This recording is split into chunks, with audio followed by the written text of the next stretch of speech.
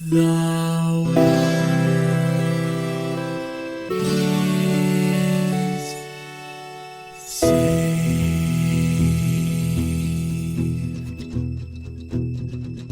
The living room's dark, save for light being cast from the big TV screen and the imminent sunrise that's teasing the one starry sky with whispers of morning.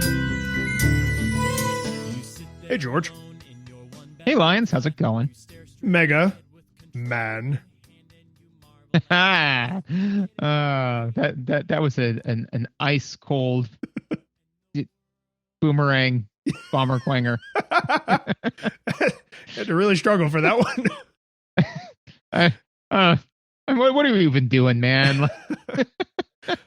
I realized when I was setting up my show notes, I was like, oh, I can make this joke. Why is that so, like, why did that leap to mind so fast? Oh, because we just recorded Superman 64 where I made almost the same joke. But you know what? It's fine. I'm fine with it. It's fine. I'm not a joke factory. They're evergreen episodes. Yeah, they're evergreen episodes. So people may not have seen that one. So this is apropos of nothing. But I just need you to understand the burden that like I have to deal with, that you have been blessed to never have to deal with, right? Is it you always open and I always close, right? Which means you never have to wildly improvise on my witty rejoinder, right? So like you'll throw something at me and then all of a sudden my mind races a mile a minute to like try to match that level of cleverness. And that's what a 1 looks like, just so everyone knows. Yeah. No, I get bummer. it. And if I recall correctly, I think we were naturally, I was opening and you were closing, and then fairly early on, you codified that. You were like, "Oh, I like that one of us opens and one of us closes." So like it's I'm not saying you're to blame. It's just that all of the blame is yours. Oh, and just like the straight white male that I am now going to complain about that fact. Like I created a system in which I personally wanted this thing, and now I'm going to complain about how awful it is for everyone but me. Yeah. No, that checks out entirely. Yep. Please don't take the ending away from me. I love it a lot. I won't. And it's also then now I don't have to think about it because I'm like, when we're done, George will just make a joke and I'll stop recording. We played Mega Man Legends, which came out in 1997 for just in time for Christmas. Jesus, just in time for Christmas, December 18th.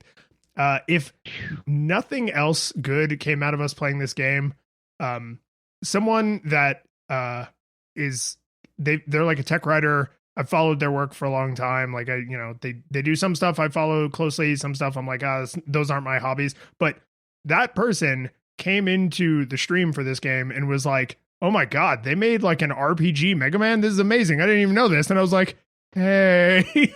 So it's just like a weird, because this is not like a super famous person. It's just like someone I only know one-sided through the internet. So it's just like, hey.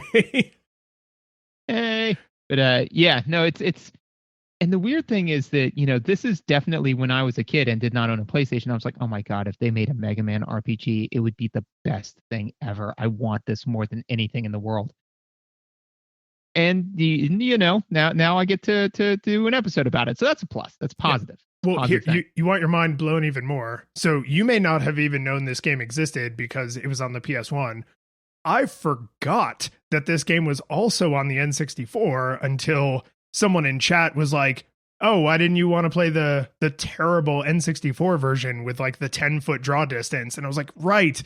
That's why I forget this game was on the N64, because it was such a travesty that no one played it. Like they tried to take the game wholesale from the PlayStation and put it on the N64, and the N64 is not, it's good at different things than the PlayStation is good at, but it's not great at a lot of things, right? Like people who made good games for that hardware had to program for that hardware. Porting straight across from PlayStation to N64 was never going to go well, which is why I just never remember that this game was even on the N64. So I'm not surprised that even with an N64 in your house, you just were like, huh, what? Because it was like critically panned.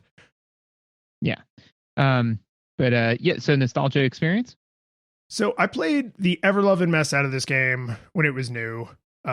I had real fondness for it at the time because it's Mega Man and it's an RPG, right? Exactly like you said. Like this was just like some corporate monster went down the checklist of things that would make me buy a video game, and that just here it is, right? The thing about this series that is kind of remarkable to me is I haven't actually replayed this game since it was relatively new. So probably since like the late 90s, early 2000s, not one I just went back to constantly, but it has this really deep place in my mind because there's a prequel game that is like a complete faff where you actually play as Tron Bonne instead of as any of the heroes. So it's like an anti-hero game. And then there's a second one that's still on the PS1.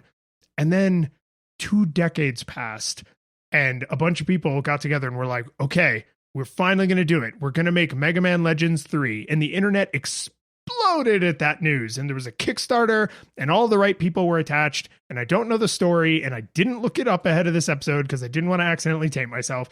But it never happened. And because it never happened, it has this like, it's like the mosquito trapped in amber from Jurassic Park. Like people just worship this unmade game as a god and like, hey, maybe it would have been great. I don't know. No one knows because it was never released. But like it's almost worse that it was never released because people now talk about it as if we all got deprived of the greatest game ever. So having not played this game in like 15, 20 years, I was surprised how many opportunities it had to like reinsert itself into my psyche because of the weird place it occupies in pop culture. Yeah, and for me, I kind of touched on my nostalgia experience, which is A, none. But B, I mean, like honestly, I just the Mega Man series is one that has like a couple of gems and a whole lot of rough. A couple diamonds, a whole lot of rough, right? And I think that the thing that I find disappointing about that is that I only played the diamonds when I was a kid, right? Like I played the Mega Mans for the NES and then Mega Man X, and then I just by happenstance completely dipped out of the series effectively forever. To the point where when they did the who would win the death battle, right? Battle Royale with all of the different Mega Men, yeah. Right?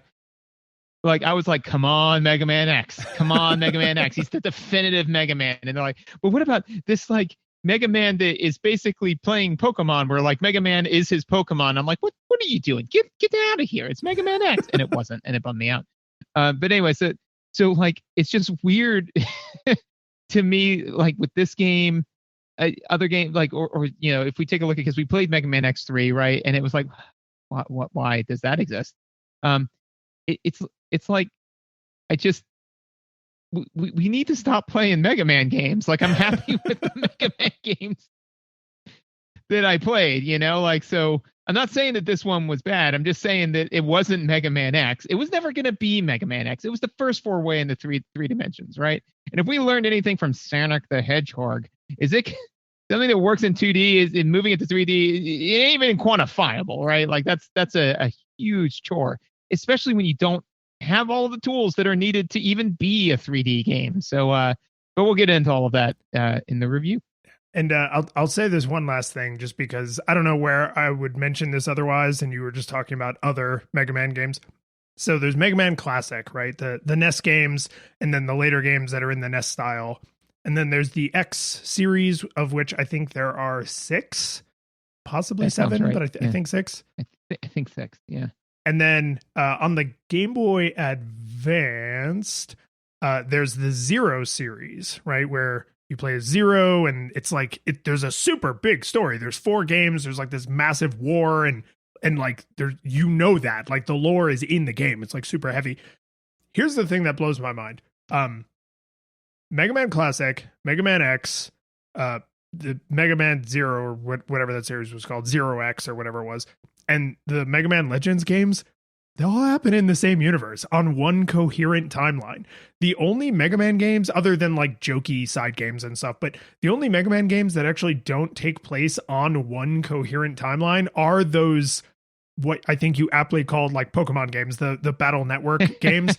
Yeah. Those are their own totally separate thing. But it's just weird to me that when you say like, oh, Mega Man X is my favorite, it's like, right. And he literally lives in the universe with Mega Man Classic and Mega Man Legends. Like both of those things happen in his universe. Yeah, which is awesome. And it's that type of stuff that I ate up as a kid, you know? I mean, like I remember when I was playing, you know, Legend of Zelda Wind Waker, being like, okay, so if this is where the Master Sword is, then that means that this area, and like trying to like overlay it with, you know, Ocarina of Time. I mean, God, I miss having that type of time. It's nice.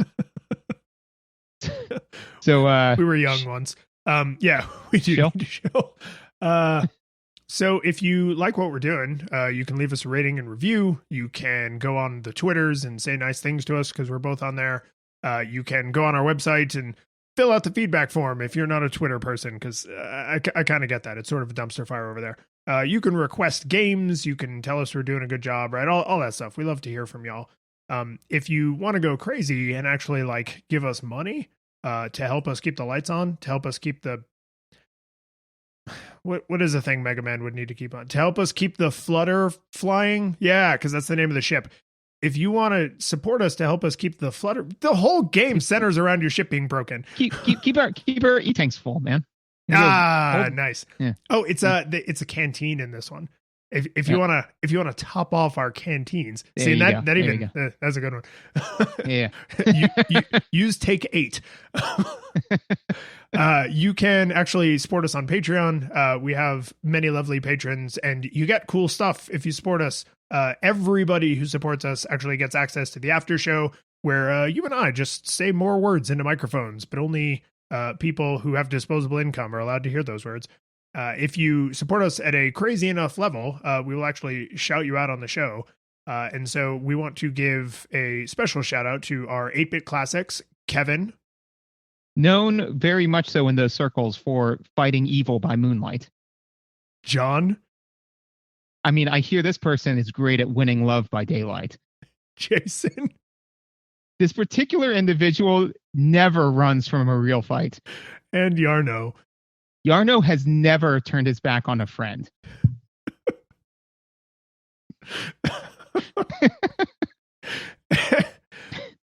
I'm wondering how this is going to work out here in a second.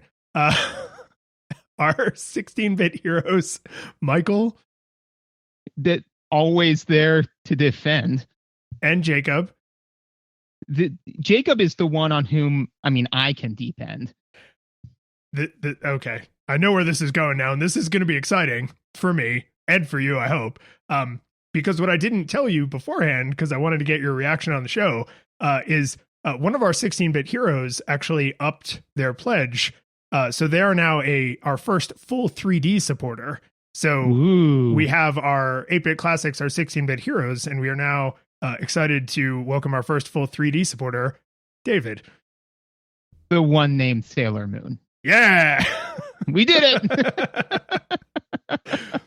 I don't know what the after show will necessarily be about today, but it might be you explaining to me how you settled on the Sailor Scouts for this. I would describe it right now, but no, let's save that for the after show. And then, you know, if you want to hear what deranged madness led me to being like, no, this is what I'm gonna do, then tune in. For as little as $1. So let's talk about visuals for this game. All right, man. I gotta be honest. Low poly is really low on my list of visuals styles, like art styles that I like. This game, I think, has about my favorite low poly art ever made, because it's they looked at what the hardware was capable of, and they said, okay, what can PlayStation hardware do? It can do triangles and solid colors. And they said, what if all of the art direction was centered on triangles and solid colors? And so everything looks great. Like everything looks exactly the way it did in my memory, because everything is just triangles and solid colors. And and I'm really not trying to be sarcastic here. They leaned in really hard to this like pointy-haired anime kind of robot-y art style. The only places where you tend to see softer curves are in like weird places where they have to have them, like Data's ears are round because he's a little monkey, right? The front of the Flutter is rounded, but most things are flat or triangles, which, you know, flat things are just made up of triangles next to each other, and solid colors, right? It's always broad daylight and light is just coming from all directions. So like there's very little shadows. There's almost no dynamic lighting, maybe no dynamic lighting. Like everything is just, God, I love it, man. I love this art. Like, I don't know why every PS1 game didn't either do high-res pixel art or polygons like this. Like, too many people got excited to go for realism when we got to the 3D era, and I get that. But, man, this game aged... I mean, think about Final Fantasy VII with those goddamn hoof hands and everything looking like a mess. Like, this game aged so much better than that did, in my mind, and it's all because of the art direction. It's the exact same hardware, exact same capabilities, but the art direction, so good. I love it. Yeah, no, I mean, agreed. And actually, that was like 3 of my notes.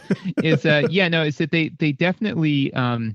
I think that the main difference with low poly is 100% the art aesthetic, right? That they go with, you know. So, and two, you know, like what are you dealing with as far as a universe goes, right? So if you take like GoldenEye, right, for the N64, right, that low poly, I mean, they worked so hard at it, and it doesn't look great because I know that they're trying to represent humans, you know. So they did the best they could with what they had, by all means. But when you go back to it, you're like, all right.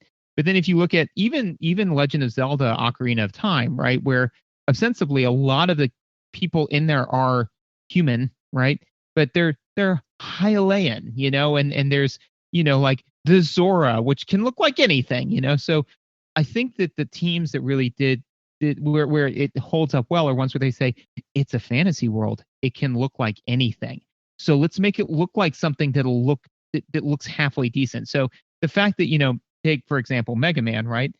Mega Man doesn't have his classic, you know, even Mega Man X or whatever domed helmet, because that would have looked terrible, you know. Like it would have been difficult for them to spend so many polygons on making that particular thing round. So they're like, just make it spiky, give him spiky hair. Nobody's in this for Mega Man's helmet, you know. Well, and to lean into that, the helmet is hidden. You can unlock it, and you look so much worse with it on. So much worse. I mean, like it's one of those things where you're like, I'm wearing this because of the effect it has on the mechanics, but God, I look so much better with my triangle hair. Well, that's the thing too, is it's like they probably said, you know, hey, here's the art asset. That looks terrible.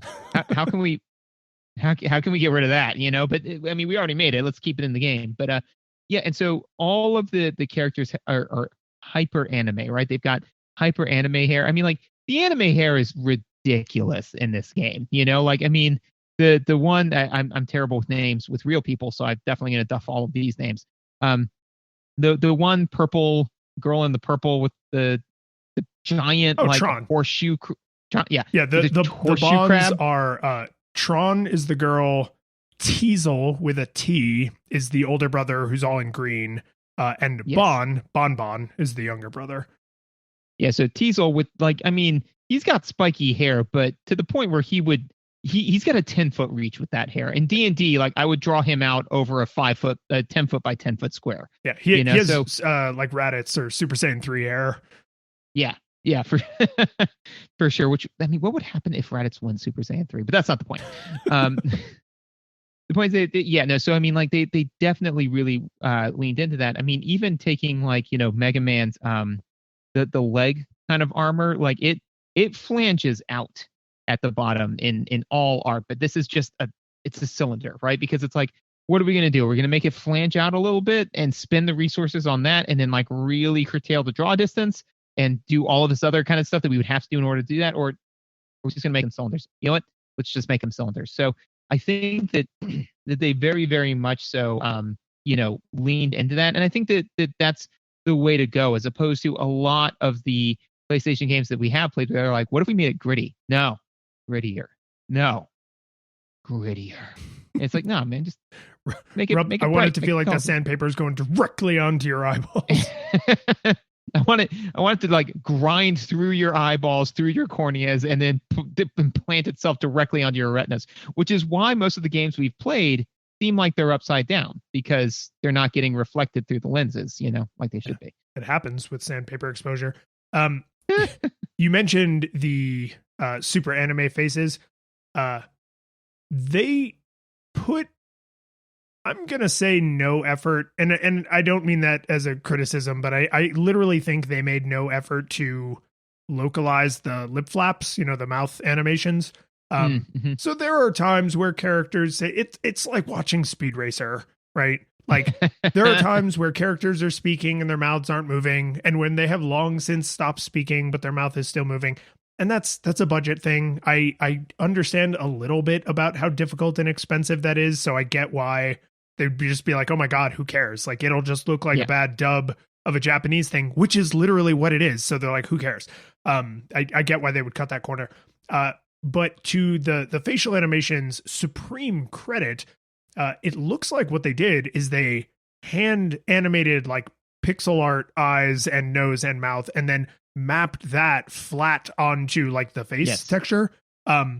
Which means these characters that are rendered, Mega Man is made up of like 6 whole polygons, but his face is super expressive. When you're talking to Roll, her face is super expressive. When you're, having all of your weird teenage romance interactions with Tron Bond, like her face is super expressive. Like the games industry has spent so much time trying to take basically like Akira Toriyama's art and map it to polygons, and it's possible now, but like this is the year 2021, and they just recently have started to really truly nail cell shading. And like when we were in college and we played like the Dragon Ball Budokai games, like those were good, but you could tell, like you were under no illusions that those were not 3D models. With this, it's obviously a 3D model. I mean, like it's a 3D model, no question about it. But like the faces capture the exact emotions of an anime, which is super obviously what they're going for, and they nailed it. So like every time two characters interact, you're like, oh man, this is like the Mega Man cartoon. It's actually often much better looking than the Mega Man cartoon, right? So like I think this is another thing that I'm like, why did more games not do this? Like just throw the pixels, onto a featureless face. Like don't give the face features with polygons, make the face featureless, and then create the illusion of features with pixels. And it looked great at the time. It is aged exceptionally well. It gave them way more options, right? Because I mean, each character probably has, without exaggerating, they probably have a dozen different facial expressions and like combinations of like eyes and mouth and like gritting their teeth and eyebrows moving and stuff. And you think again to a contemporary like Final Fantasy VII, it's like each character had up to one facial expression. It's just like, man, I don't know what would lead an art director to say like, characters don't really need faces. It's like, really? Yeah. You think that'll be okay? Yeah, I think. I mean, generally speaking, as humans, I don't think that we're really keyed in to detect small facial nuances and differences because it determines whether or not the person across from you is going to try to kill you. So no, I agreed and co-signed 100%. One of the things too that they did that I think was wise is that they generally kind of they don't have like a whole lot of like while the discussions are happening and the while they're talking to one another, they tend to, and I forget the word for this, but they basically strike poses, so they'll be talking and then, if somebody says, and then it turns out that she's not my brother, she is also my half sister. And the person but then they'll like take like a giant kind of step back and then deliver like 2 or 3 lines in that pose, Mm-hmm. But what it does is again, one is it doesn't make them spend a ton of money animating like all of these fluid motions, like that you would have in a modern game where if you're talking to somebody, they'll kind of shift their weight and they'll kind of look around a little bit because that's what humans do, right? But you can't do that in I mean, it's going to look weird if you have like that level of motion because it's going to look stilted. It's not going to look right. So instead they basically make it look like a comic book, right? Where it's like, here's this scene, now here's this scene, now here's this scene. And that is very well done. I like that comparison of they kind of make it look like a comic book, because I also don't know what the term for that is. But they hold poses in like little short vignettes. And I think a comic book is a great way to help someone visualize what you're describing, right? Because there's 5 or 6 word bubbles in each panel, but the panel's obviously not animated, right? So it's like, oh, this is them being shocked. And that's the emotion you need to take away from this panel. So they hold in the shocked pose because that's the body language that's most relevant to what's happening in this part of the conversation. And that's, I think it's harder to like rig the 3D animations, but it's a lot easier to rig the pixel animation on their faces. So when they need them to quickly go from like shocked to confused, they usually do it with the eyes, and they keep the body language smaller, so it's like they're kind of stealing some of the like still vignettes of comic books, but then they're like, well, but the thing can move, so we do need to make it move a little. What's a way we can do that scales well, that won't make the frame rate grind to a halt, that won't cost us a fortune in complicated 3D rigging, which, remember, was new to everybody at this time. So to do it with pixel art, which they probably had more artists who were familiar with, and it's cheaper and it's easier to render, like that's a good way to kind of almost cheat and get the best of both worlds, right? It's like their body's not moving that much. A lot of the expression comes from their faces, but when their body does move, it's a big dramatic movement, and so it communicates a lot. Yeah, I think as far as visuals for in service of gameplay, I didn't really, for me personally, I didn't really see any place where it wildly shone or wildly failed. Like your HUD is serviceable, like it's not a diegetic HUD. I think they kind of attempted to make it that, but it tells you how much life you have. It tells you how much special you have. It's fine. If it's pertinent, if you're fighting a boss, it tells you how much life the boss has. I did feel that, and I'm not sure why they made this choice, but the boss's health bars are like traditional boss health bars. They're big, they're red. You hit them, they take little chunks of damage out.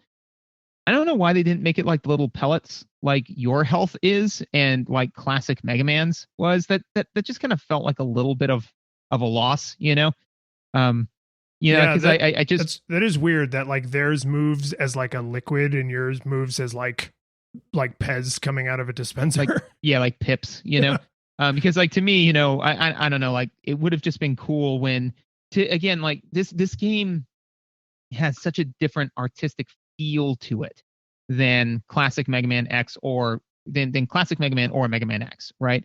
And I think that this was, I don't know the timeline to it, but probably the initial leap to 3D, right?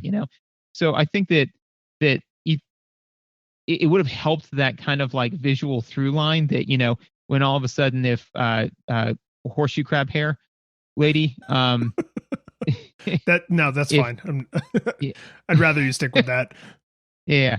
So if Horseshoe Crab Lady, when she appeared in her giant pink robot, if like she appeared and it did that and like kind of like showed her health bar fill, like that just would have been cool because I was like, oh yeah, now I'm fighting a Mega Man boss. Like it would have just helped drive that feeling home. Again, not considering how many things they got right with the visuals, it's not like, dude, I can't believe they missed out on this. But it just seems like kind of a, man, that feels like it would have almost been easier than what you did. Like, how did we miss that? So. Well, I can imagine that discussion, possibly heated argument, happening in like the art room, right? Is someone saying, oh, well, this is, like thousands of years after the Mega Man Classic and Mega Man X games, but it is set in the same universe, and this would be a fun little like visual consistency. And like I could kind of understand why someone would be like, no, though. Like, no, because Mega Man's life bar is reminiscent of his life bar in the other games, but it is different. This is the one thing I think the HUD gets wrong, just as a quick side note, is like you have the little red ball like at the bottom of your health bar, which I guess is like your life shield. And honestly, I finished this entire game. I've played this game before, and I don't really totally understand what that meant. Like, when it broke, and that, like, did I take more damage when it was broken? Did it break under certain circumstances? I don't know. It never really seemed to matter, so like I didn't really track it down. I'm sure I could have found out in game like what it does, but I didn't. Anyway, not only does the life bar for the bosses not mirror Mega Man's in the way we've gotten very used to, but it's like they're all over the place. So like sometimes the life bar is directly in the center at the very top of the screen and it's like huge. Sometimes it's up in the right corner, but it's horizontal instead of vertical. Sometimes it is up in the right corner, but it's vertical. Sometimes you're fighting multiple bosses at once. And so there's actually multiple health bars, which is very helpful, but like they're color coordinated, which again, super helpful, like really useful visual. But it is weird that, I mean, maybe this is it.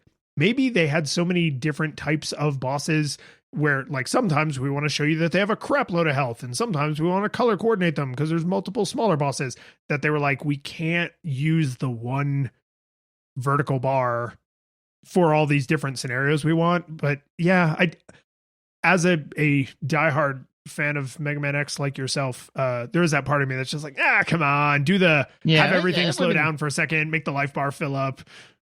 Yeah, and again, it would have been just a fun little thing too, because especially when you're making this type of jump, you kind of need that type of stuff to kind of be like, and it's a Mega Man game. You know, it would be like when Mario came to Mario 64, if like there were no power-ups, you know, like no mushrooms, no stars. Yeah, and I mean, and even the degree to which they used them in Mario, I was like, well, I mean, because in Super Mario Brothers 3, power-ups everywhere, right? Like Super Mario World, you know, question mark boxes abound, and now it's like there are only question mark boxes in some stages under certain circumstances, you know, but they were still there, and definitely I'm not somebody who, or try not to be somebody who's like, well, you have to do this in service to the brand, right? I feel like a bunch of games lose out because they're like, well, it's a BioShock game, so you got to have scrounging. You got to be scrounging through dumpsters. Doesn't matter that you're in the middle of a flourishing city and in eye line of like 7 different people who think you're a respectable person who just went dumpster diving for plasmids or whatever it is. I forget. Plasmids actually does sound right. Yeah, I forget because I always screw up. I think it's plasmids in like the first one, and then it's ethers or something. I forget. Anyways, at me.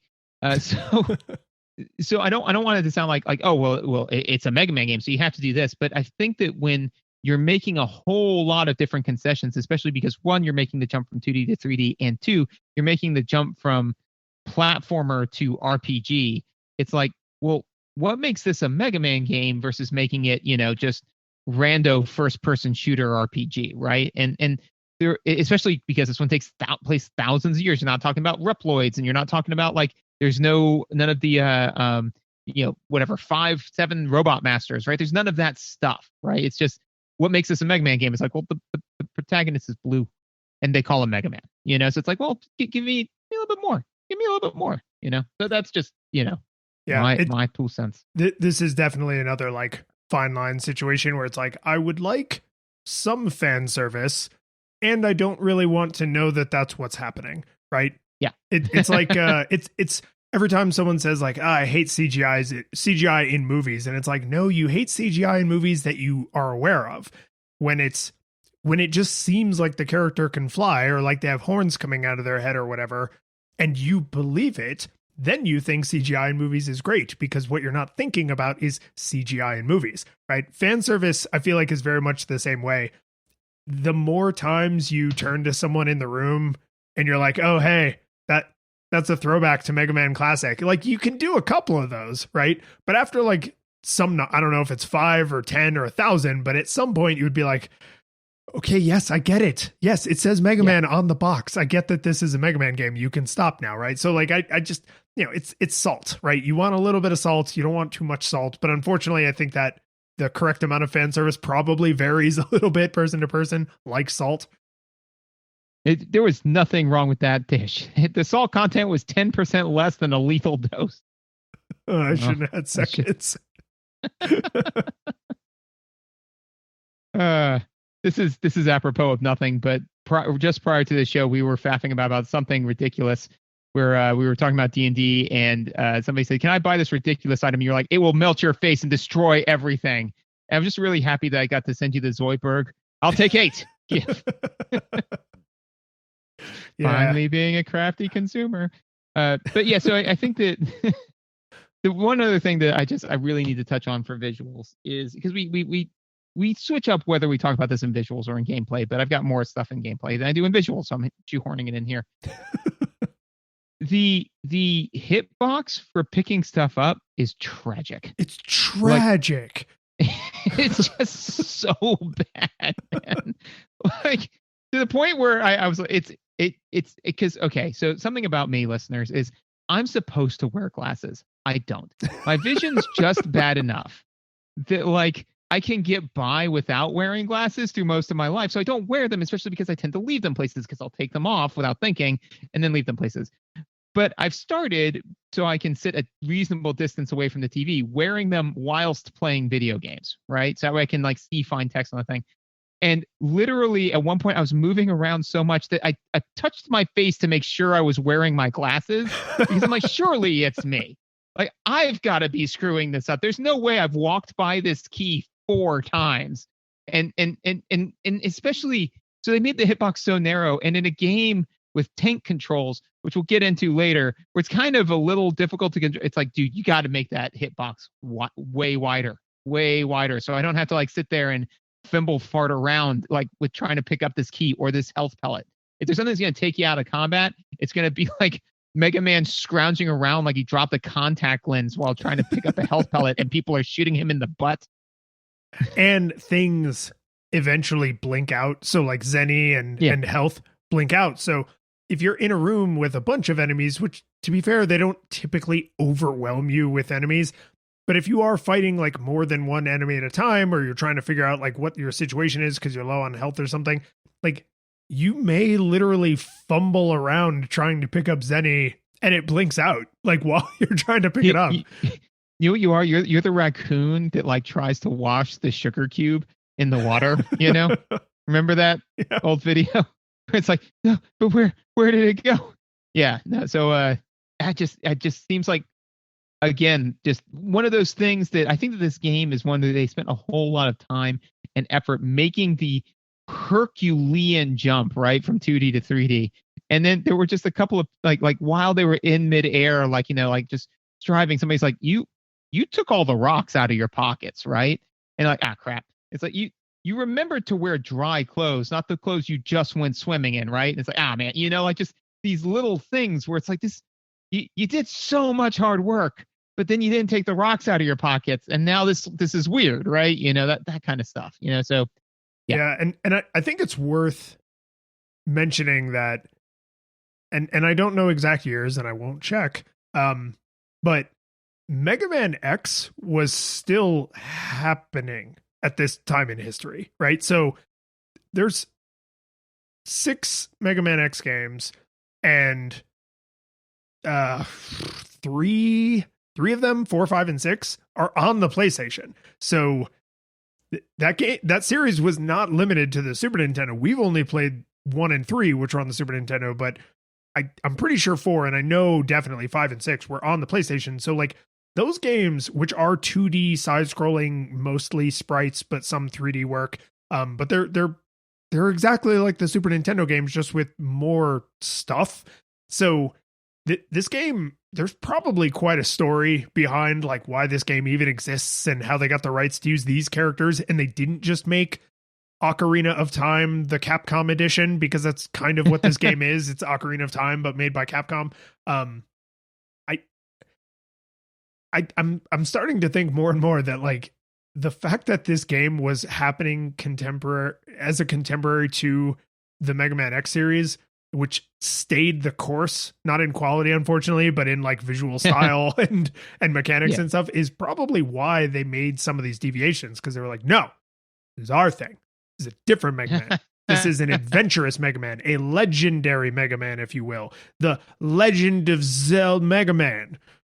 You know what this might be? This might be the Wario of Zelda. And, you know, I mean, like, like, because we kind of established in our Wario episode, which you all should take a listen to if you get a chance, is that, we kind of feel that, like, Wario was the place where they tested all of the weird stuff, and then the stuff that was really good made it into Mario games. But like they were like, well, what if you could dash? What if you could do this? Like, what if all this other weird kind of stuff? This may be that, where they said, okay, 3D universe Mega Man RPG, just throw stuff at the wall. Let's see what sticks, And then if it's like, that's really more of a 2D mechanic, it's like, okay, then that goes into the X series. This goes into this bucket. It's kind of like that dichotomy. This may be kind of that similar mindset. Yeah, I mean, if you're Capcom, you don't take one of your most beloved and actively developed franchises at the time and just be like, let's break it, right? Like, they must have thought this was an experiment worth doing, just like exactly like you said, like Nintendo did with Wario, where they were like, yeah, this is still part of the Mario universe. Like, we can do different things, but we can't ruin the Mario universe. That's where all of the money comes from. So, similar for Capcom, like there's certain franchises they're not actively trying to ruin, right? Like, they didn't want to make the X series tank. They'll right. never do anything to harm Street Fighter, right? Because that's like, it's a big important thing for them. Resident Evil, right? Like, they've poured a lot of effort into that. And this feels like this was somebody's or some group's like passion project. And that is probably why some of those visual things are intentionally different. I do want to make sure I mention this game does something I tremendously appreciate more and more as we play games that are like early in a console's life cycle. There are not a huge number of civilians on the island of Catalox or whatever it's called. Every single one of them is unique. Every single person is a unique polygon person. Some of them look similar, but they're all unique. They all have names. They all have like little personalities. Like, the fact that they took the time to say, okay, this island, it's post-apocalypse, right? The world it's Waterworld basically. So every island is very sparsely populated. In this game, you're actually only ever on this one island, so you're only in this one town, right? This is your Hyrule city. The fact that they said, okay, there's going to be 30 people in town, like 30 people you could conceivably walk up to and have a conversation with, or 50 or whatever. And it's like, okay, model them all. Like, every kid needs to look different. Every shopkeeper needs to be a unique person. The librarian is not just copy paste of the person who runs the hospital. The people who work in the television studio. This is another thing. Like, there's a bunch of side quests in this game that are not really shoved down your throat and you can easily miss. And they all have unique characters that deliver them. And they do the exact same thing on the boss side, not the enemy side. The enemies are super repetitive. Like, there's maybe, I don't know, 8 to 10 enemies, but then you just see them over and over and over for the entire game. But the bosses, every single boss is unique. You fight them exactly once. They have their own, not sprite, but their own like model. They have their own mechanics. They do their own thing. It's not nothing, right? To have to not only design all those things, but then implement them all. And it just makes things feel like more believable when you're walking down the street and you don't just see 8 carbon copies of the same dude. When at the bottom of the dungeon, there's a giant Reaver bot and oh God, but it's actually a unique one that you never see again. Cause that makes the world feel believable, right? Like, I just really appreciate when that corner does not get cut. Cause that's one that I'm always like, Yeah, like it's John and his 7 clones. It's like all right. The John army. Agreed. Audio. Yeah. This game has like super happy music, like really happy music, and then in the places where you would expect like scary music, they just decided, what if not music, right? Like, yes. I got that note. Yep. Which I think is actually kind of a cool choice. Like, music in this game is mostly a positive thing for the first like 75% of the game. I should say happy or heroic, right? The boss music is like heroic, right? It's like you're going and you're fighting the boss and like, but it's not really scary, right? But then the subgates, which are supposed to be kind of scary, right? They're dangerous. You're down there alone. It's dark. You're underground.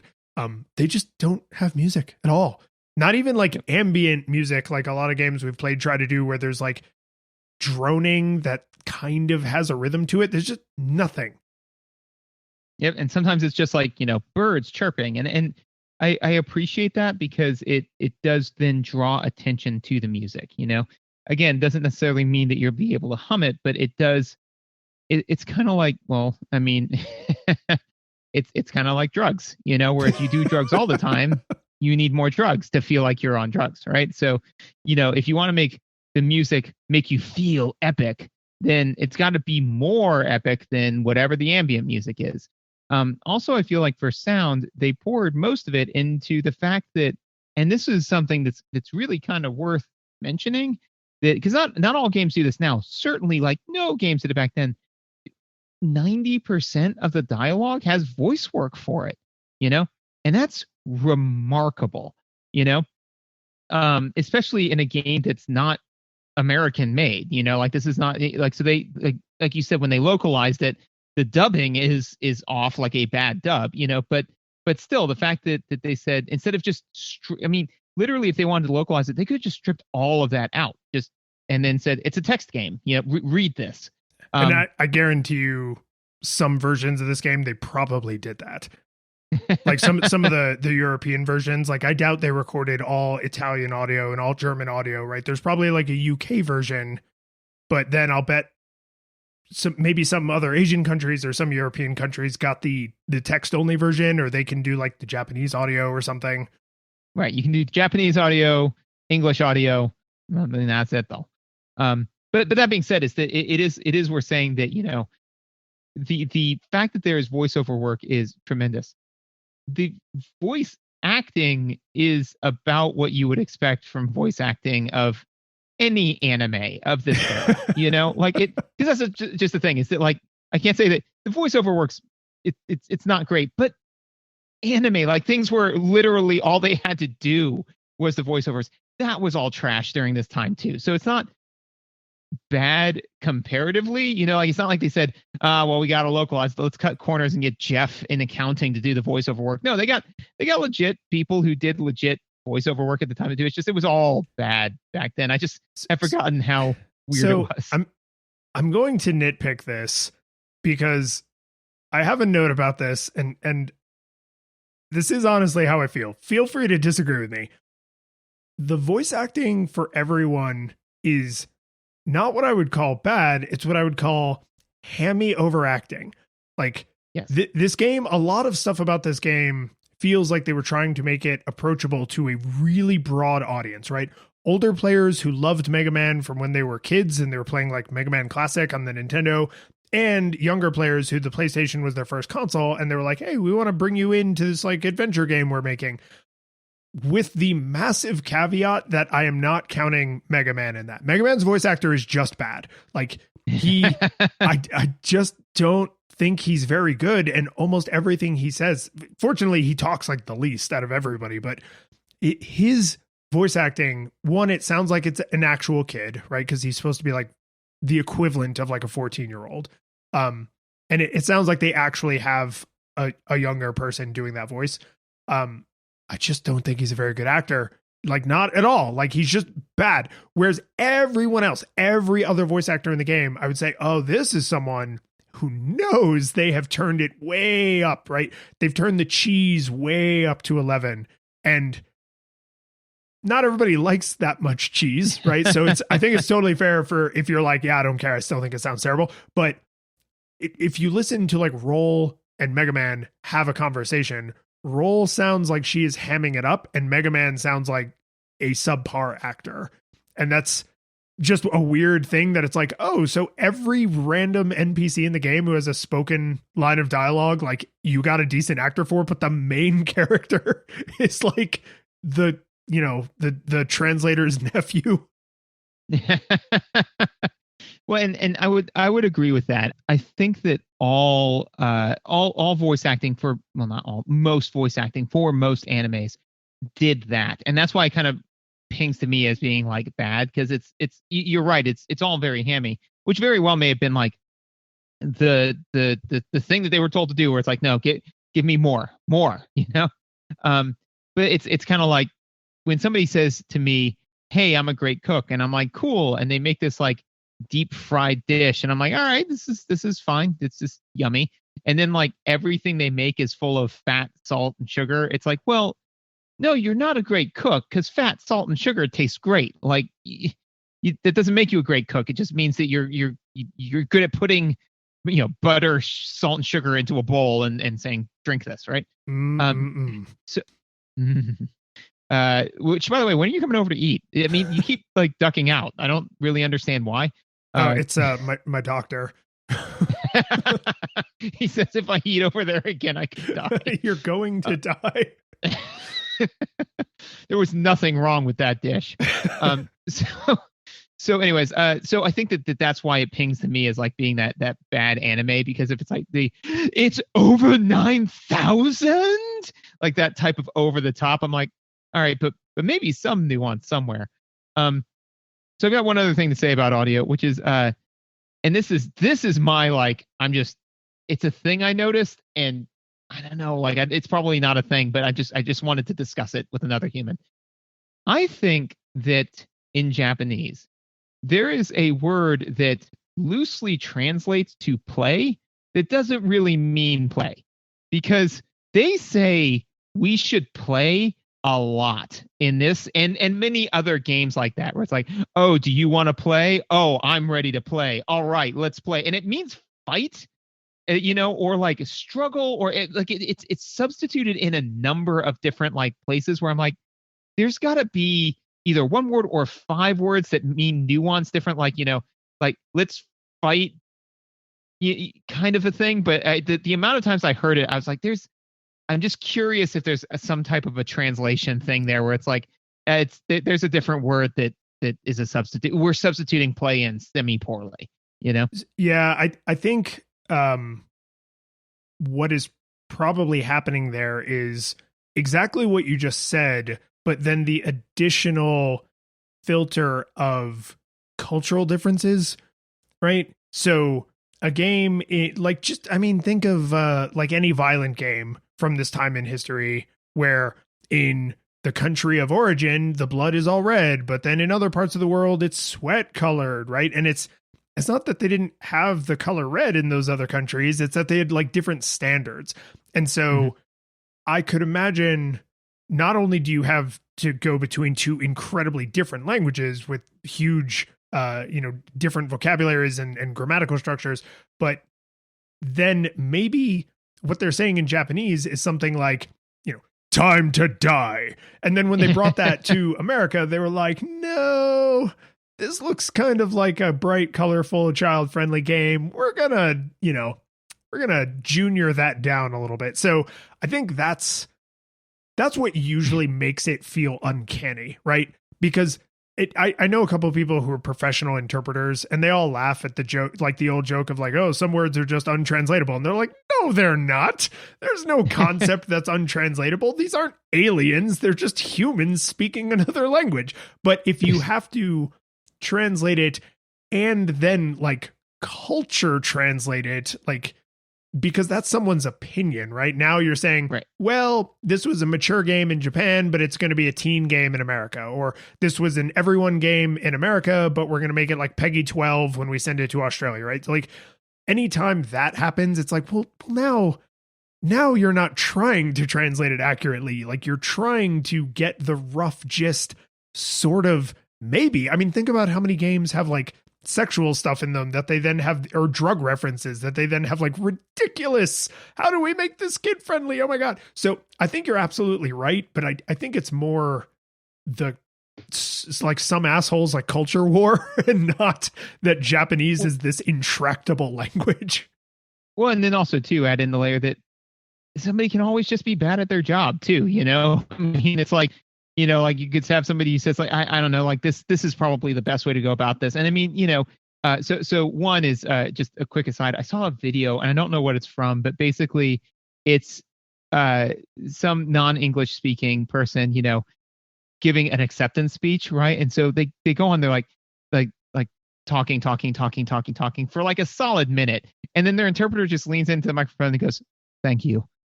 And that's it.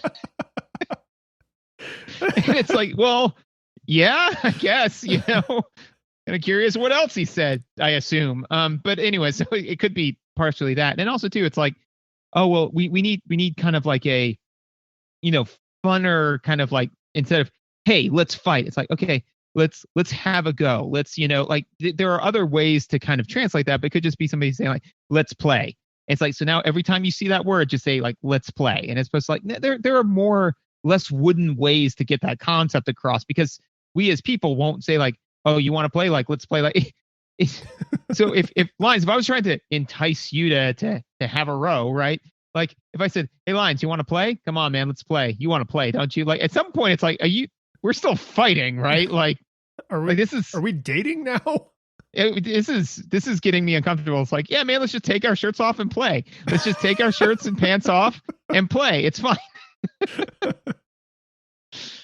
Yeah, no, I think you're right. And you actually did remind me of something. And this will be my last ridiculous aside about this. If you or anybody listening is like, I'd be interested in some weird video game history, go find the story. And it's really easy to find because it was like a huge deal. Go find the story of the guy, the one guy who translated the entirety of Metal Gear Solid, like the first one on the PlayStation, because it was one dude. And there were a lot of concepts that Hideo Kojima just made up. And so he had no one to talk to. He had no ability to reference the real world. So he was translating these made up concepts from another language that he didn't have anyone that he could say, like, can you explain this concept to me a little bit? And so some of the things, like in his interview, it's like, oh, well, how did you come up with this term? And he's like, just thought it sounded neat. And I had no one was checking my work. Like I didn't have a boss. I was the entire translation team. And I thought that this sounded fine. So like the Metal Gear Solid franchise famously has, the codec, which is like how you talk to other people. And sometimes it does other things. Like that's your radio. He just decided that that's what that thing would be called. That's not what it's called in any other language. Like the one American guy, or maybe he's Japanese and he just also speaks English, but the person who did the translation was just like, codec. And so like, yep, you're very right when you say that games from this history or this time in history, like they may have been bad at their job, but also sometimes it's like there was no panel, there wasn't a review board. Yeah. It was just like one person's job to decide, and they just like the word play because it's not very threatening. Right. I mean, because that's the thing, is because when you have one person, you're now dealing with non-statistical relevance, right? Like they can just, if you have like, oh, we had a team of like 20 people, it's like, well, chances are that not all of them are bad at their jobs, right? But or feel that a certain thing, like you're more likely to hit kind of a median. I will also say, if you Google Metal Gear Solid translator, it immediately the first thing that pulls up is the bizarre true story of Metal Gear Solid's English translation. So it is super findable. I found it while you were talking. Yeah, no, +1. Actually, you know what? Here, we'll do that thing. You send me that link and I will actually put it in the show notes for this episode. Excellent. I will remember to do that. Yes, you probably might. I do have one other weird thing for audio I want to like celebrate a little bit. Do you have any other audio stuff? Nope, I'm out. So I played this game like probably half with headphones and half without headphones. And it's worth knowing, if you somehow have gotten this far into the episode and you've never played this game, that this takes place in a water world like universe, right? Where the whole planet is covered with water and there's just these little pockets of land. And basically all of their recovered technology and resources come from digging down into the land to recover fuel and machinery and old technology and stuff, right? That's how everybody who is alive survives. That means you are constantly dealing with these like 1,000-year-old robots, the Reaverbots, that have been, suddenly reactivated underneath the island. And, Mega Man is like kind of sort of mostly a robot. And like some people have like robotic parts, but the theme is not shiny cyberpunk super future. It's junk.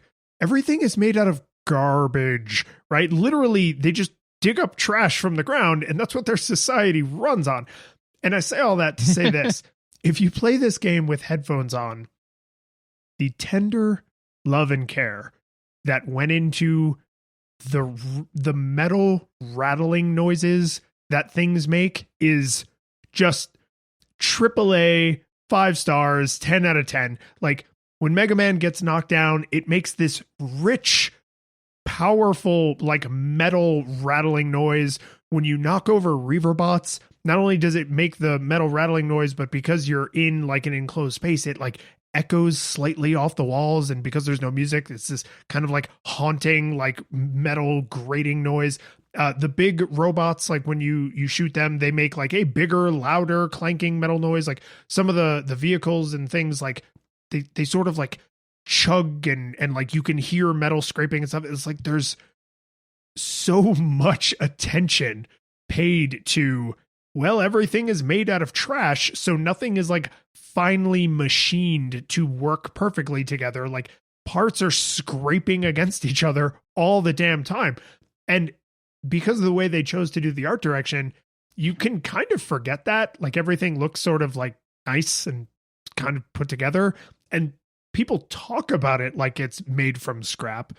But man, the sounds really drive it home. Just the metal clanking, scraping, rattling noises are so lovingly crafted. And it's done in a subtle enough way that you won't really notice it without headphones on, unless your speakers are like, cranked way up. But I was like, wow, I really hope these people are proud of their work and okay with the fact that most everyone who plays this game will never be aware of how much effort they put into like finely tuning all these metal rattling noises, because it's just so subtle and so like properly dynamic. Like it's not really loud and in your face. It's just like, damn, that's true craftsmanship, right? These were like, someone said, this is the right thing to do. The world is made out of garbage. It should sound like it's made out of garbage. And then they did it to no applause and no fanfare. Yes, that is somebody who really, really does care about their work. Controls mechanics? Yeah. Do you want to tear on the camera controls first, or should I? I feel like you should go. Yeah, okay. So tank controls. I mean, here's the thing, is that I've gotten into woodworking recently. And I've watched the quality of my work go up over time, which is in part due to me getting more skilled as a craftsman. Also, I have been purchasing as I go tools for the job. So I can speak to the fact that there is only a certain level of quality that you can generate when you do not have the proper tools for the job. If you are going to create a game in 3 dimensions, you need to have 2 analog sticks. Every single platform, every single controller that has been made since a certain point in time it would not be the fact that like we're for whatever reason, like there's a certain genetic like thing that works with mammals, and all mammals do it. Like all mammals have like whatever bilateral symmetry. If that didn't work, then it wouldn't be what everything looks like, right? So I say all of that to say, oh my God, like it's bad. And again, like I feel bad trashing on the game because I don't have any other solution to this problem. It is, in my opinion, unsolvable without the proper tools for the job. But to me, the fact that they have a Z targeting that works poorly, and and you can use L and R to shift yourself, which is life-saving, because maneuvering without L and R to just kind of like guide which direction you're going in would make the game just straight unplayable. If every time you needed to change your direction, you had to stop, hold a button, slowly turn, and then go in that direction, that would have been DOA. But that being said, is that it makes combat a slog, in my opinion. And because of that, it makes me, and so again, like this is unfortunately where a lot of my shining praise kind of starts to immediately like precipitously drop, right? Is that to me, Mega Man, it's up until this point, right, has been, jump and shoot man, right? Like it's all combat. It's combat all the way down. But now they're like, okay, we're gonna add like this deep story and all this sort of stuff. I'm like, okay, all right, that's cool. But when all of a sudden the combat, the meat is rancid, it makes me start to question like what what is the part of this game that is supposed to make me want to play it? Because if it's the story, then I'm not a huge fan of like the walk to my neighbor's house, read a page of the book, and then walk all the way back to my house, and then walk back over to my neighbor's house to read the next page of the book. If it's a good story, then I want to watch it. That's great as an anime, you know? So there has to be something intrinsically engaging, and I think that's supposed to be the combat, but because the way the camera works is so completely broken, I found combat to be an unenjoyable mess, honestly. But what are your thoughts? Unenjoyable mess is not too heavy-handed, right? Like this is something that you and I usually have similar issues, but then they manifest differently, right? We have the same disease but different symptoms because sure. I know it's really dark, but like what I realized is the lock on, which I literally have in my notes as lock on, more like lock feet, because when you're when you're Z targeting, right? Like I said, I mean this is Mega Man Zelda, right? When you're Z targeting, you can't move, right? It freezes you in place and it directs the camera, which is useful. But when you go back to that control style with a modern games literacy, you're like, what do you mean I can't move? Right? Because it's just this is the call they made at the time, because this was before the PlayStation controller even had analog sticks, right? And they didn't have like support for it once there were analog sticks. So they just this is the choice they went with. But what I realized fairly early on, maybe like a third of the way through the game, is unless you're in an incredibly cramped place like a narrow hallway, if you run and shoot, Mega Man will more or less direct his shot toward a target that's like roughly center of the screen. So if you are strafing side to side and there's an enemy that's roughly in the center of the screen, it will correct for you and you will hit it most of the time. And you can get pretty decent at that, where you then add in like tapping the shoulder buttons. So you're just rotating. Technically what you're changing is Mega Man's trajectory.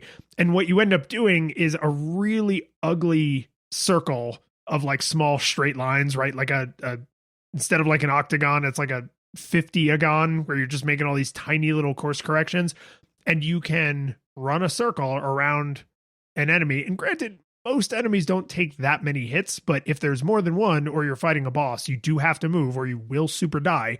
So you can draw this ugly circle around an enemy and win with that strategy, but it's not any fun, right? So there are other ways you can approach combat, and they may be more or less successful, but this way basically always works, and it's basically no fun. And there's a few boss fights where this strategy does not work, and it's like, oh no, like my one, your first order optimal strategy has now fallen apart. Yeah. Well, so the good news is I got good enough at that strategy that it brought combat up from being a slog to just being an obstacle, like a trivial. It's like, I just have to do this now. But that's not great, right? That's not what you want. Well, especially because, and it made me reflect on like, what is the core aesthetics they're going for with this game, right?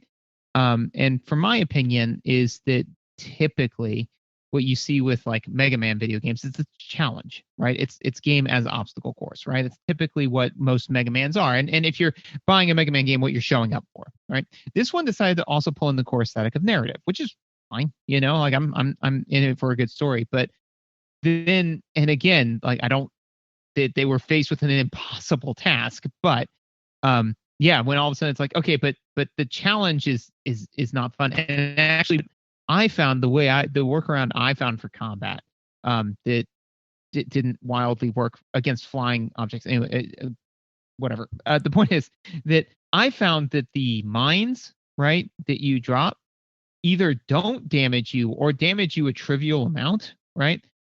When you drop them and then they immediately explode in your radius, right? But not from you stepping on them. So what I literally did was just run directly up to a bad guy, get right in their dumb face, and then just drop mines in front of them until they died. Because the mines dealt a fair amount of damage, right? So like on the ones where they started passing the key around, right? Like so there's a one where there's 3 robots, they pass the key around, but it always first goes to the blue robot, right? So I spent probably 10 minutes figuring that out, right? And I was like, okay, that's been a half an hour just slogging through it and got nowhere, right? And then the way I eventually got past it was, I'd aggro them so they'd start tossing the key around, and I just run right up to the blue one and mine, dead, And I was like, yes, good. And then because the thing is that like you would take some damage doing that, but the amount of health that they would drop was greater than the amount of damage you would take in that process. So it was the way to go. And then Horseshoe Crab Lady shows up with her giant pink robot, and I just ran up to that one, just like landmine. And again, that's not fun, right? It doesn't make me feel like this is now like an obstacle. And also, when that strategy stopped working for me, i.e., when there were flying enemies, I was just hosed, And so again, like it may have the best story in the world, but in that case, then I'm way more likely to say it should have been an anime, or I'll just watch it on YouTube. I'll just watch the cut of it on YouTube. Like that's cool. So that's what I have for the camera and ultimately the controls. The one other thing I want to make sure that I whine about is the cycle time, because it's my job. So this is what I do. I remember being like, all right, this is cool. I kind of playing around, but then the first time I think it was the first time I died, I was like, okay. No, one is that there is no I died and now I'm like back in it. It's you died, load your save, and that's nothing makes it feel more like an RPG of this era than load your save. This is Final Fantasy, bitch. Back on the title screen. You're Morty, man. You created a time split. Now go kill that other Morty and get back into it. So just punt it back to the title screen. You can go in, load your save. Okay. But then like with the 3, robots that are passing the key around, right? So I finally managed to, before I figured out my landmine solution, right? Managed to get past that. And I was like, okay, I got like half my health left, but I'm now going to fight. And I thought it was just done. I was like, oh God, now there's a bigger bad that showed up. Well, crap. And then I died and I was like, well, hopefully I'll just restart fighting the bigger bad, but at full health. Nope. Got to get kicked back to your save and then do all of it over again. I'm like, oh my God, I can't. Literally, that was one time where I didn't even rage quit. I was defeated. Like that was the end of that play session because I just put down the controller. I'm like, I just can't do this again. And then, a couple days later, I picked it back up and then figured out my landmine solution and was able to make some solid forward progress. But I don't, in my opinion, especially in modern gaming, you never want the player to get to the point where they're like, I just don't think I can do this. Like I'm not sure how much time, energy, and effort I'm going to have to put into getting good enough to not only get past, the first guard, but then the next guard who's also a Navy SEAL. Like, dude, I was fighting Kevin, who was a mall cop, and he was kicking my butt. And I finally got past him. And now all of a sudden, we've got that hard pipe hitter behind him. And it's like, oh, well, I'm hosed. So again, like the cycle time such that, you have to beat the mini boss before the thing that killed you is rough. That's just rough, Well, I legit hope we're still doing this in, like 25 years, because that'd be neat. Yeah. But the reason I say that is, please don't leave me. No, the reason I say that is we have now had the dual analog stick paradigm, which, to be fair to the PC master race, is kind of like the mouse WASD paradigm, right? Like you control the character with this and you control the camera with that. So like we've had that paradigm now for a minute, like a long time, right? So eventually we will probably move beyond that, because nothing, even the things that seem like, well, how could there be a better solution? It's like, right, we're just in the part of the cycle where we haven't come up with the better solution. Otherwise, we'd be doing that, right? No one looked at dual analogs and was like, this is dumb. As soon as somebody did that, everyone was like, yes, forever, right? But really not forever, just until we figure out the next thing. And what that makes me wonder is, when we get to that next thing, let's just pretend for a second it's VR controls, right? Where the headset can just see what you're doing with your hands, and, you know, cameras are magic. So take someone who grew up and their bulk of their games literacy happened on that, and then give them dual analog sticks. Will they feel about dual analog sticks at all similarly to how we feel about the time right before dual analog, right? Because if you go back to a Nintendo game or a Super Nintendo game or Genesis game, I don't think either of us have ever said like, oh man, the D-pad just wasn't up to these 2 dimensions, because the D-pad is awesome at 2 dimensions, right? But the D-pad sucks ass at 3 dimensions. So I think the time of 3D games, but not essentially 3D controls, is where a lot of the struggle happens. And I say all of that to say this, which is, at the time, this may have felt like a reasonable difficulty because we didn't know any better, right? Nobody sat down to this game and was like, well, I could beat this boss if I had dual analog sticks or if I had mouse and keyboard. Everyone had just the D-pad and the shoulder buttons for rotating the camera, and that was it, right? You didn't know any better. So like, I kind of wonder if someone would come back to like Dark Souls, which has, you know, a crushing difficulty and sometimes an intentionally jerky cycle time where you have to beat like several bosses in a row and you can't start in the middle of that boss rush.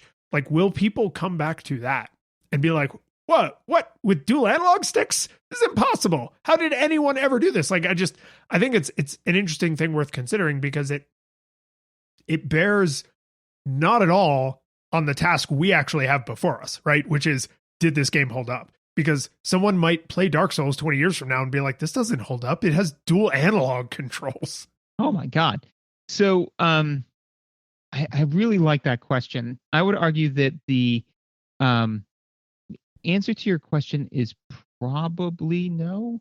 Like, I don't think that it's going to be like, because I mean, to use the analogy that you kind of came up with, right, is that once we figured out that a D-pad worked for moving in 2 dimensions, I mean, we still use a D-pad for moving in 2 dimensions, you know?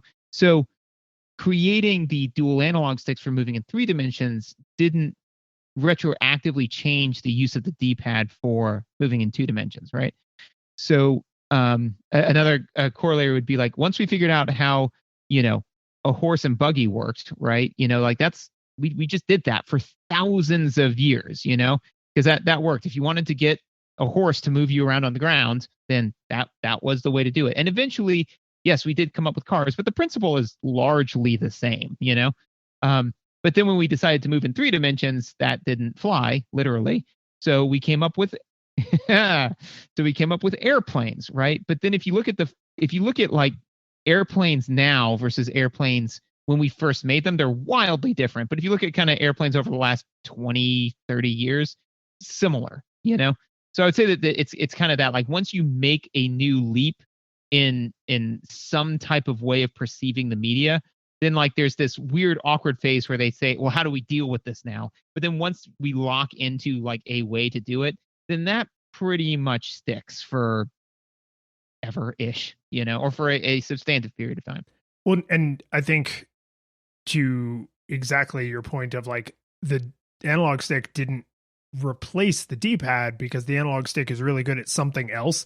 I've actually had that exact argument with a listener of the show when they go back and play classic games and like, oh, I have to use the D-pad. And I'm like, right, because it's the correct tool for the job. And like, right. There are modern games like that are in, you know, like Shovel Knight is a great example. Like, you can play Shovel Knight with the analog stick, but why would you do that to yourself? It's so imprecise. Like, it's insane to me. You can accidentally move up at an angle instead of moving up straight because it has that free range of motion. As opposed to, I know I'm moving right because I'm pressing the button to make me move right, or the button to make me move at an angle. Like, those are discrete. I do not understand. Like my mind literally just doesn't get when someone's like, "Oh, I would rather use the analog stick. I'll just press it in a true cardinal direction." I'm like, but what if you didn't have to do that? What if the controls could only do that? And anyway, Right. But I wonder, like, that may or may not scale forever. We've gone into such a crazy philosophical thing now, but like maybe VR controls will be so much better than 3D controls for the analog sticks that they will replace them. Probably not. I think you're probably right. You know, you have like planes didn't replace cars. They are another thing that transports people, right? Cars didn't replace horses because there are still they did culturally, but not technologically. Like you still can't drive most cars like down the Grand Canyon, right? You need to get on the back of a burro and go down the Grand Canyon, right? So it's like it's an evolution, not like a direct replacement. But anyway, the camera controls in this suck.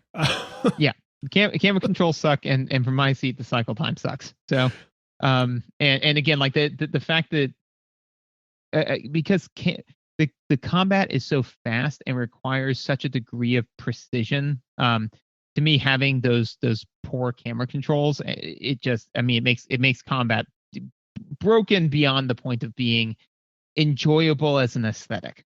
That I think that complaint is not unfair, and is probably the single largest valid criticism against the game, like no question.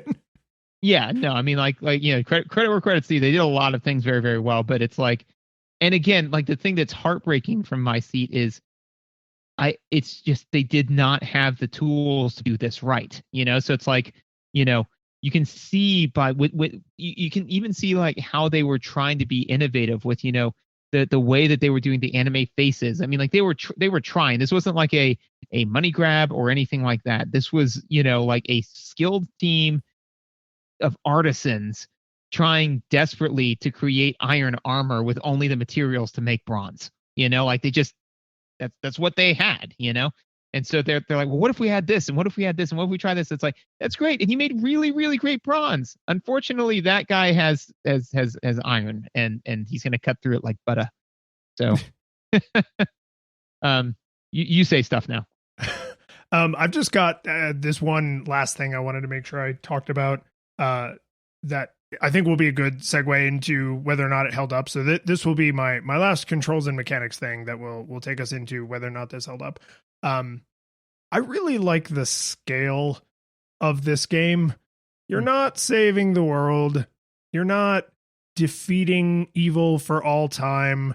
You're saving a handful of morons on one small island, and it doesn't even start out that way. You're just trying to fix your boat so you can leave, right? And then it turns out that the people on the island are under threat. And you don't find that out till like the 11th hour. Like it's right at the very last minute that it's like, oh crap, in trying to fix the boat, we accidentally like woke up this jerk who's going to destroy all life on the island, right? I mean, literally, it's like, oh, we need these parts. Oh crap, we woke up, the big bad. So, and who hasn't done that? You know, I mean, you go to Target like you and you summon the devil. Doom 2016. But I really like that. Generally speaking, the main quest is very simple and not I mean, it's high stakes to the characters, so you're supposed to be empathizing with the characters, but it's not high stakes like universally, right?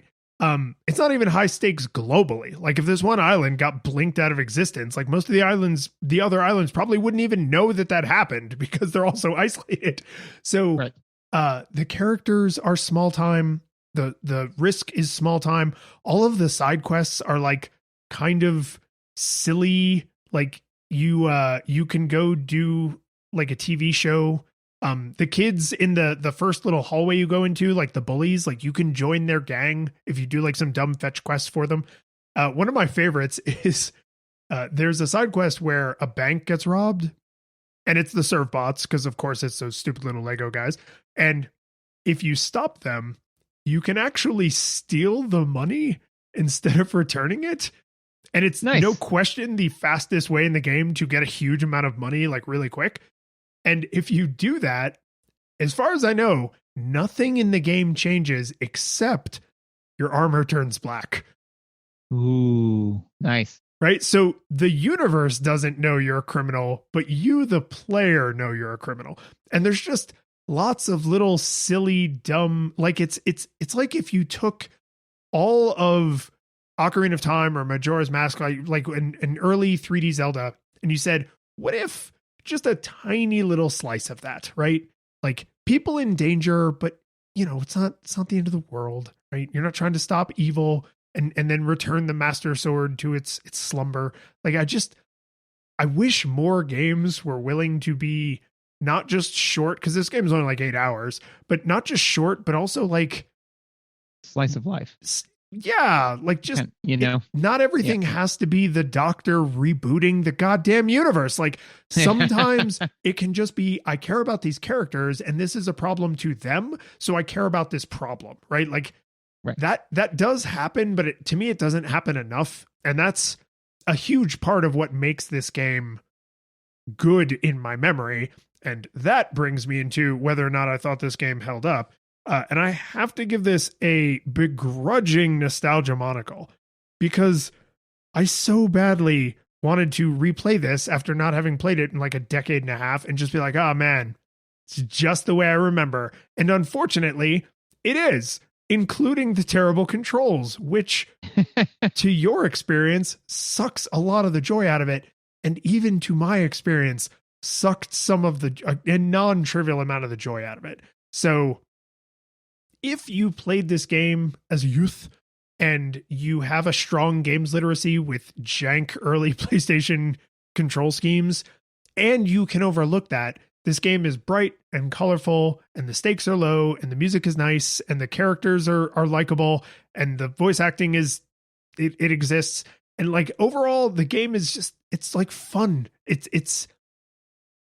like your kid like baking you a cake on your birthday, right? It's like, is this the best cake I've ever had? No, but I'm just delighted that it was made and that I get to enjoy it. Like, as long as I don't get food poisoning from it, then yes, it's nice. But it's hard for me to recommend this to someone without saying, oh man, but those controls, like, you really need to be prepared to either learn them or tolerate them, because it's not like they get better at some point in the game. They're as bad from the moment you gain control over Mega Man to the moment, you know, the credits roll at the end. So nostalgia monocle for sure. I wish it didn't have to be, because I want this series to like get recognition it kind of never got outside of like its core fan base, but it's hard to recommend without a big old asterisk on it. So I had to go nostalgia monocle.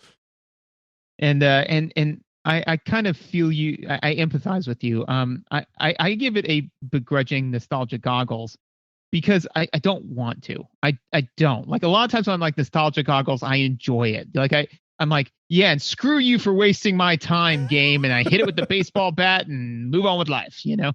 But no, I mean, like, it's just, again, like, it's like watching. Oh my God. So yeah, you know what? Let's just take all of it down. Let's just take it all down. So this is the most like sad thing that's happened to me as a parent, but it bears on this. So yeah, let's just make it weird. So basically my son he's learning how to read, right? And so I created a little sheet with just on notebook paper with all the different word families, right? And so I started just writing out the words, you know, because the problem is with kids when you're teaching them how to read is that they'll just memorize whatever book you give to them, and then they're not learning how to read. They're just memorizing text, right? And Teddy's good at memorization, right? So I started writing down the words, and he basically was memorizing them, right? And so then I said, you know, don't memorize it. I need you to learn the rules, right? And then basically he started just kind of like his attention was waning. So I said, look, are we done? You know, if we're done, then that's fine, right? And he said, yeah, we're done. And so I said, fine, because I could feel that I was starting to get frustrated. So I stood up and I walked out of the room and I closed the door behind me. I got 10 steps out of his room. I was like, look, he's doing his best, you know, like I needed to go back in there and explain to him like what I'm trying to do. And I walked back in, and he's sitting on his bed with my handwritten notes, staring at it feverishly and crying because he doesn't understand what he's doing wrong, you know? And that moment, right? And so that is this game to me, right? You know, where it's like they wanted it so bad, but they just did not have the tools in order to do it. You know? So no, unfortunately, Nostalgia Monocle, or not Nostalgia Monocle, for me, it's full on Nostalgia Goggles, because realistically, like if anybody were saying to me like, hey, I want to experience this game, I'm like, dude, just go online and get a YouTube video and watch it. Like it cuts out the part of the game which is not fun, which is unfortunately the game part.